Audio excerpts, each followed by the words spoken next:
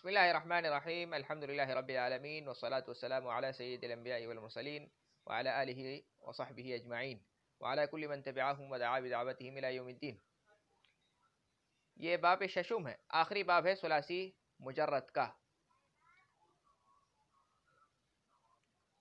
ماضی میں بھی عین کلمہ مکسور ہے اور مضارع میں بھی عین کلمہ مکسور ہے. تو اس باب سے ذرا کم ہی مصادر آتے ہیں. خیر،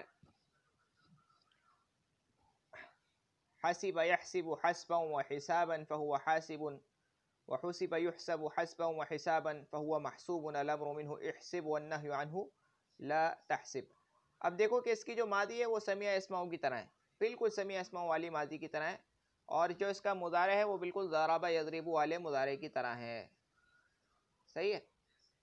تو حسب يحسب حسبا وحسابا فهو حاسب، وحسب يحسب حسبا وحسابا فهو محسوب. الامر منه يحسب والنهي عنه لا تحسب. الظرف منه محسب والآلة منه محسب، وأفعل التفضيل المذكر منه أحسب والمؤنث منه حسبا.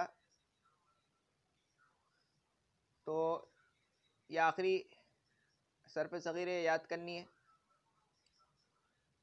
اس کے بعد جو ہے